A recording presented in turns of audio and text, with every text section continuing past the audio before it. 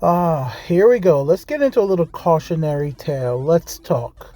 Because the internet loves to rally behind creators, whether it's for legal defense, crowdfunding projects. But before you open your wallet, do you really know what you're funding?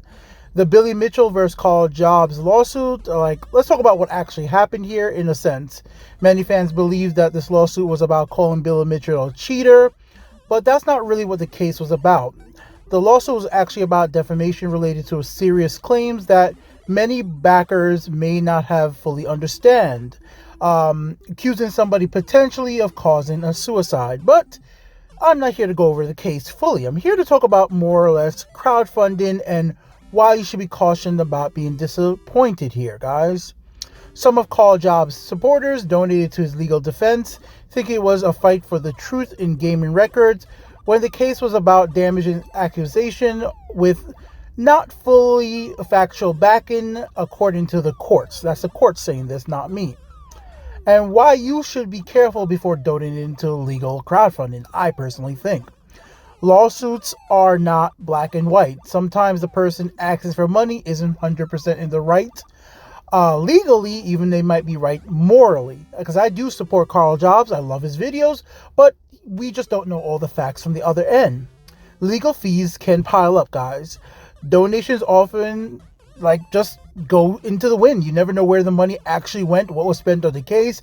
And unless you have somebody who's breaking it down moment by moment, what this costs, what that costs, you might not know where your money ever went. I'm not saying Karl didn't do that. I'm just giving you a point that you just might never know where your money is actually going here. When the lawsuit doesn't go your way, a lot of fans leave feeling scammed or misled. And that's why I feel like a lot of things I'm seeing now on Reddit, YouTube, on Twitter are just surprised in the speedrunning community. Wait, the lawsuit was about this, but I thought it was all about Billy Mitchell cheating. And they're like, wait, if I knew this beforehand, I would have never donated because I just thought it was about Billy Mitchell being accused of being cheated. But some of them just feel misled, and I think they would have felt a little better if they knew more information before ponying up some money out of their wallet. And this does parallel with crowdfunding for video games and projects in general. Just like lawsuits, Kickstarters and crowdfunding games can also be money pits with no guarantees.